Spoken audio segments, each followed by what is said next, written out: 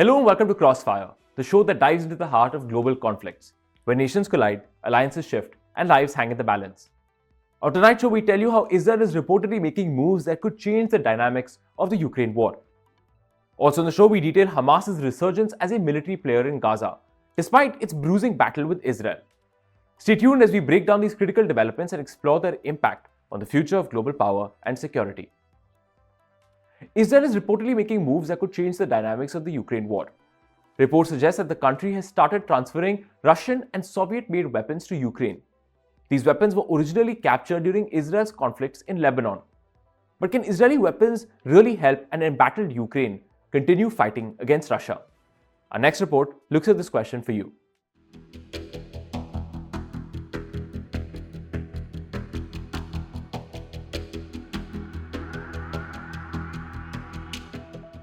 Open source intelligence analysts are pointing to an interesting development.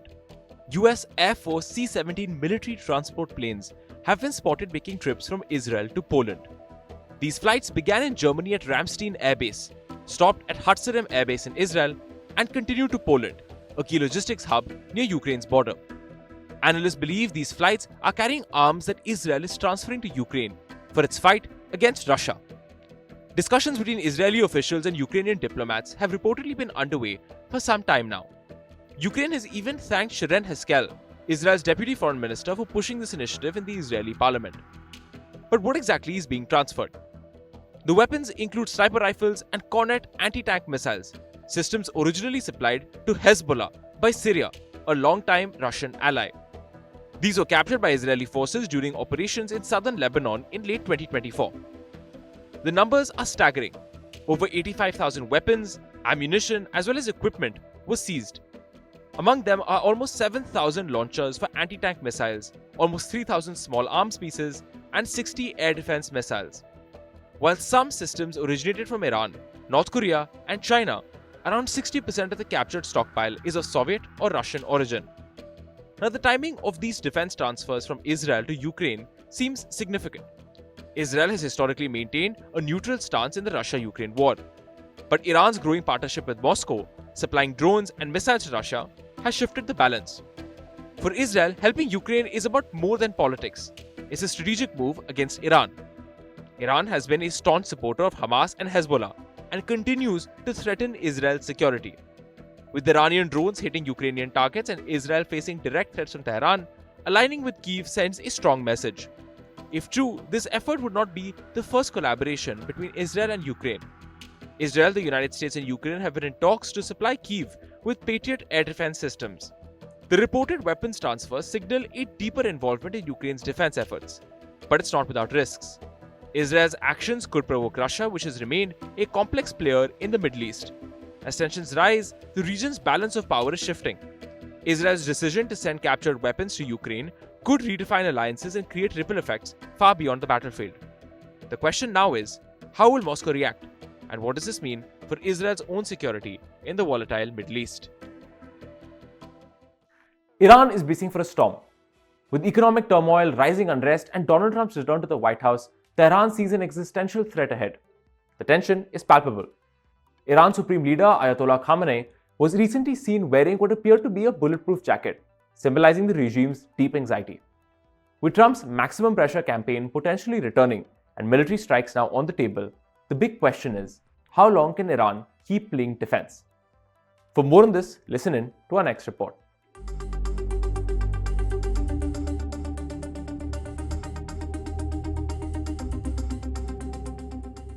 The Islamic Republic of Iran is bracing itself for a storm.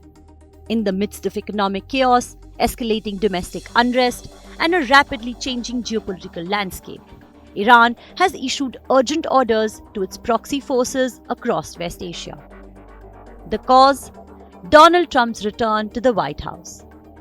Tehran believes Trump's return is an existential threat, and they are taking action. In an unprecedented move, Iranian officials have instructed their proxy militias across the Middle East to pull back. Commanders of Iran-backed forces in Iraq, Yemen, and beyond have received explicit orders. They are to avoid any provocative actions that could trigger a confrontation with the US or its allies. The directive is simple but crucial. Maintain a defensive stance. And it doesn't end there. According to sources close to the regime, Iran has warned its proxies against using Iranian weapons in any skirmishes. They've been told to hold defensive positions and avoid any actions that could be seen as threatening, especially to American assets in the region. This cautious approach comes at a moment of deep paranoia within Iran's leadership. It's clear the stakes are high, and Tehran feels cornered. Ayatollah Ali Khamenei, Iran's 85-year-old supreme leader, was recently spotted at a high-profile funeral in Tehran, and his appearance has raised eyebrows. Khamenei was seen standing over the coffins of two judges who were gunned down in an assassination inside the Supreme Court. What caught the attention of many, however, was what appeared to be a bulletproof jacket under his robes. Something we have rarely, if ever, seen from the usually composed leader. Khamenei's appearance isn't just an oddity, it's a symbol of the deep anxiety gripping the regime. The true catalyst behind Tehran's latest defensive moves, the return of Donald Trump to the White House. Reports say Iran sees Trump's return as a direct existential threat. The former president's maximum pressure campaign, which sought to isolate Iran internationally, cripple its economy, and limit its nuclear ambitions, is back on the table. But Iran isn't sitting idle. The regime has been moving quickly to strengthen its defenses. Talks with Russia about acquiring the S-400 air defense system have intensified, with Iran's vice president pushing hard for its delivery. The question now is how long can Tehran play defense? With Trump openly mulling military strikes and Khamenei facing both internal dissent and external threats, the next 4 years could redefine West Asia as we know it. At a time when global attention is on the Israel-Gaza ceasefire, Hamas has made a resurgence. Far from being defeated, the militant group is reported to have recruited almost as many members, if not more, than it lost since October 7, 2023. Its skill for repeated regrouping, manipulation of grief, and guerrilla warfare tactics means that Hamas is still an important actor in Gaza. But what does this mean exactly for the conflict in the Middle East? And could we see a resurgence in the conflict?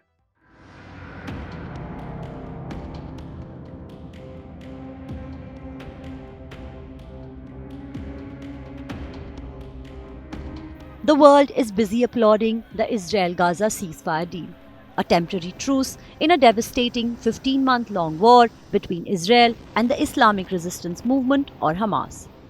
Hamas is a Palestinian nationalist Islamist political organization with a military wing, the Al-Qassam Brigades. It has governed Israel-occupied Gaza Strip since 2007 and also has presence in the West Bank and Lebanon, as well as in regional locations in Egypt, Qatar, and Turkey. Hamas is committed to armed resistance against Israel and to the creation of a Palestinian state, and has been in conflict with Israel for long. It was responsible for the October 7 attack on Israel, which killed almost 1,200 people, and 251 were taken hostage. This is also point zero for the 15-month-long Israeli onslaught on Gaza, West Bank, as well as on South Lebanon. At the beginning of the war, Israeli Prime Minister Benjamin Netanyahu promised a complete victory and elimination of Hamas. In October 2024, the Israeli Defense Forces claimed to have killed 17,000 of Hamas's 25,000 to 30,000 fighters in its 24 battalions. However, detailed reports from IDF identify only around 8,500 militant fatalities. While Israel has been successful in eliminating Hamas' political and military leadership, including Ismail Haniyeh, Yahya Sinwar, Mohammad Daif, Fatah Sharif, Marwan Issa, and Saleh al-Arora, Hamas is no stranger to regrouping and resurgence. Not only that, it has long shifted towards guerrilla warfare tactic using explosives and asymmetric attacks on Israeli forces.